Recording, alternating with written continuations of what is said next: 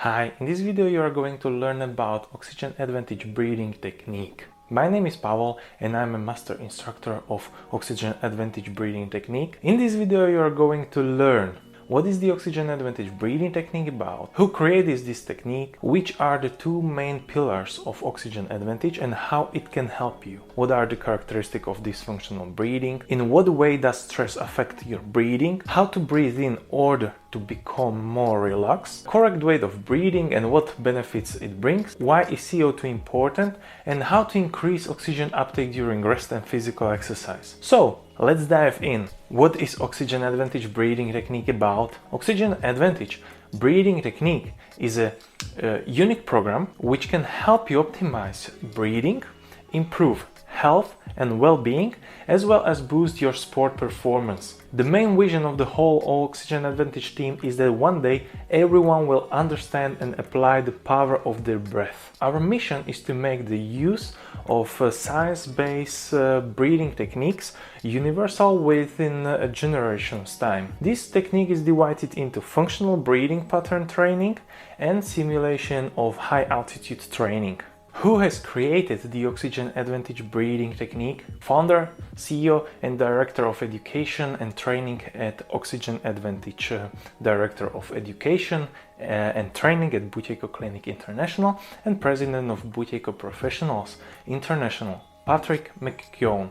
He's a leading expert on breathing and also an author of many books. Patrick's interest in breathing training began because of his long-lasting problems with asthma and inhalers. At the age of 26, when he discovered the Buteyko breathing method, he found immediate relief from his symptoms and has remained asthma-free ever since. He traveled to Moscow, Russia, to learn from Dr. Konstantin Buteyko and was accredited to teach the Buteyko method in 2002. Healthy breathing changed Patrick's life for the better, and it can change yours too. Which are the two main pillars of Oxygen Advantage and how can they help you? As I have mentioned earlier, there are two main pillars: functional breathing training and simulation of high altitude training. With the optimization of your breathing, you can improve your health long term, boost sport performance,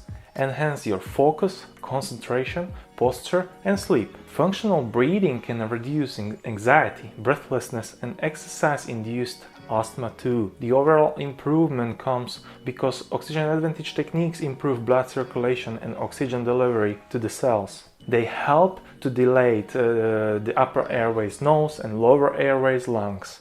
Among many benefits of the breathing exercise are improved sleep, improved heart rate variability, lowered stress levels, maintained parasympathetic and sympathetic balance, and if you are an athlete, it can help improve functional movement and reduce the risk of injury. Moreover, simulation of high altitude training is a popular way for mainly professional athletes to build up endurance, improve repeated sprint ability in team sports, and delay the onset of fatigue and lactic acid. In other words, intermittent hypocapnic hypoxic training improves anaerobic capacity, increases VO2 max and running economy, and improves respiratory muscle strength. In my personal experience, many professionals that I have trained had dysfunctional breathing pattern and they overloaded the body unnecessarily. So you should almost always start with functional breathing training.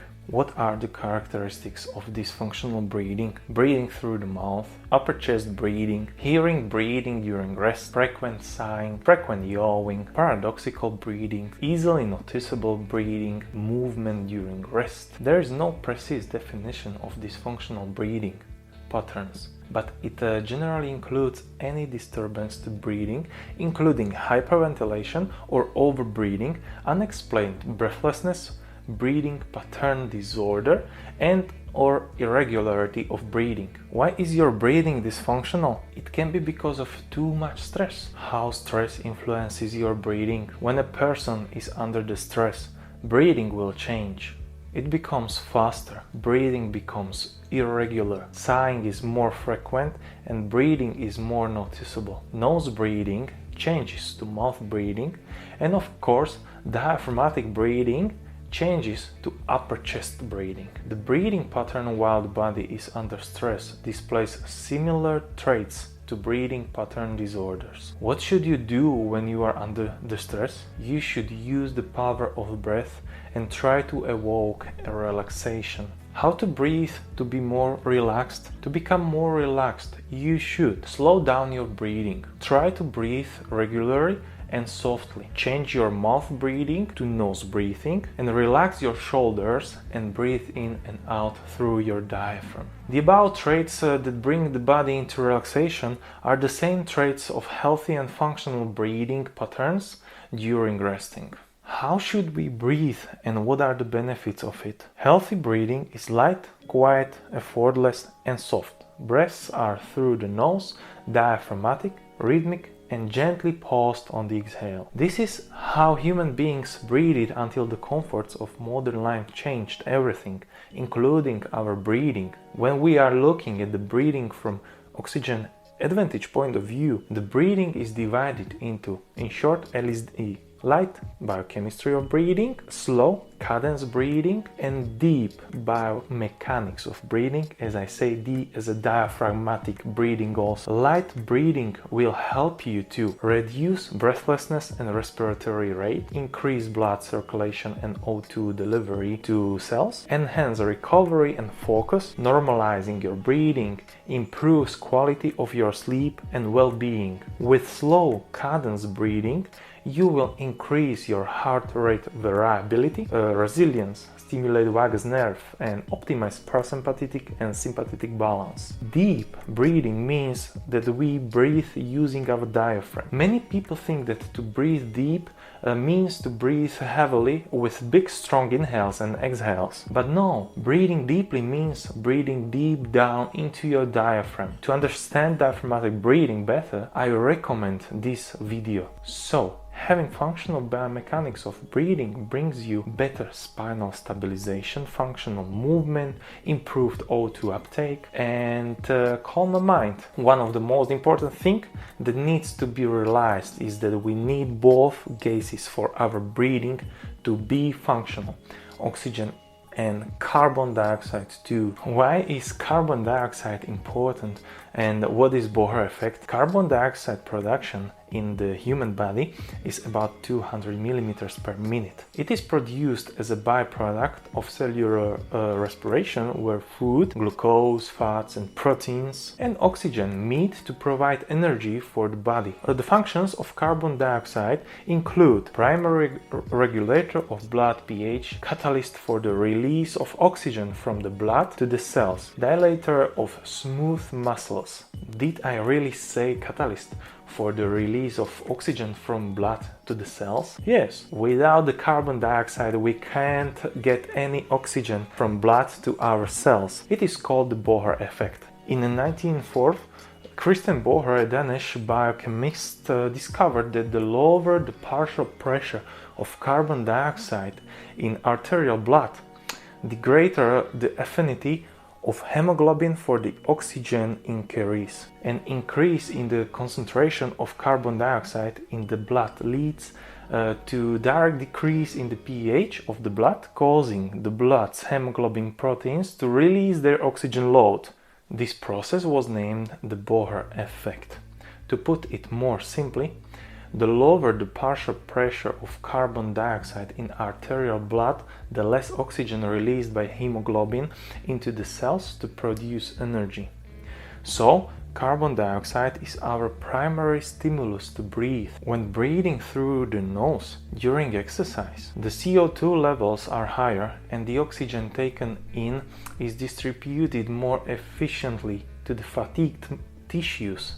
How to increase oxygen uptake during rest and physical exercise? Nasal breathing during the rest is the key. In addition to providing a sense of smell, the nose also performs the important function of filtering and preparing air before it enters to the lungs. As the nostrils are significantly smaller than the mouth, breathing through the nose creates approximately 50% more resistance compared to mouth breathing during wakefulness, resulting in a 10 to 20% greater oxygen uptake in the blood. Healthy nasal breathing is vital. It allows the body to utilize nitric oxide and carbon dioxide in the blood to expand the blood vessels. So breathing through your nose slowly and rhythmically help to breathe likely deeper into the lungs. Then nasal nitric oxide is produced and redistributes blood throughout the lungs. It improves ventilation, perfusion to improve oxygen uptake in the blood. How to increase oxygen uptake during the rest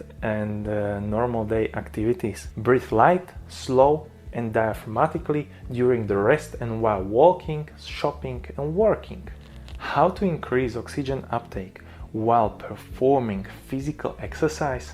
We already know carbon dioxide is our primary stimulus for breathing. Nose breathing during physical exercise slows down the speed of breathing and reduces breathing volume, causing an increase of carbon dioxide in the blood. If someone has not trained for at least 6 to 8 weeks with nasal breathing during physical exercise, the air hunger can be quite strong at some levels of intensity, and it can lead to the switch to the mouth breathing. Breathing through the nose is comfortable at lower levels of intensity, where minute ventilation is less than 35 liters. When minute ventilation is 35 to 41 liters, most probably a person changes nose breathing to mouth breathing. Various studies have failed to identify the exact changing point from nose to mouth breathing, because this is influenced by the sensitivity of the individual to carbon dioxide buildup, metabolism, and the size of the individual's nose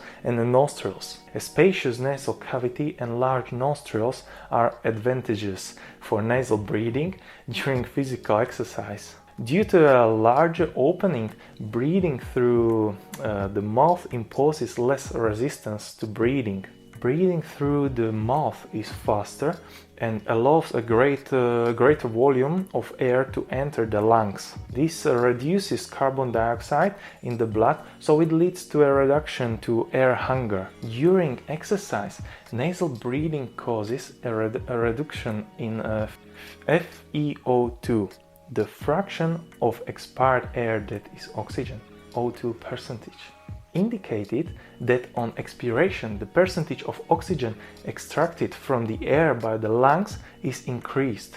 The exercise intensity that could be achieved by a healthy person while nasal breathing was 90% of their max workload, at least for the short period during the test. To reduce the feeling of air hunger during physical exercise while nose breathing, work on your breathing and breathe lightly. You should breathe in only as much volume of air as you need, not more, causing overbreathing. Breathe slowly, so you reduce your respiratory rate, and from the point of biomechanics of breathing, breathe deep with the proper use of your diaphragm. If you are a recreational athlete, you should breathe nasally at the lower levels of training necessary to improve aerobic fitness without any specific adaptation to the process. Therefore, it is advised that recreational athletes should always maintain nasal breathing. If the air hunger becomes too great and the need to open the mouth too strong, simply slow down and allow your breathing to calm down. If you are a professional athlete, it's probably the best for you to alternate nasal and mouth breathing. High intensity training helps to prevent muscle deconditioning and requires an athlete to periodically breathe through their mouth. It's okay, don't force yourself. But for less than maximum intensity training and at all other times, nasal breathing should be engaged. For example, a competitive athlete may spend 50% of their training with their mouth closed. With the proper breathwork plan, breathing training and step-by-step work, as professional athlete, you can achieve even more. It is necessary to keep in mind that nasal breathing is connected to your diaphragm. So it will also help you to have better postural stabilization during the physical exercise. To activate your diaphragm completely, watch the video diaphragmatic neuromuscular activation, and you will get your trunk and core muscles to the next level. If you like the video, share it with your friends, and if you'd like to hear more interesting facts about breathing, then click on a subscribe button. For those who want to have access to unique physio exercises, join our Invisible Performance newsletter and you will get the valuable knowledge and exercises for your healthy progress every month. And if you have any questions about this topic, just comment below this video. See you next time!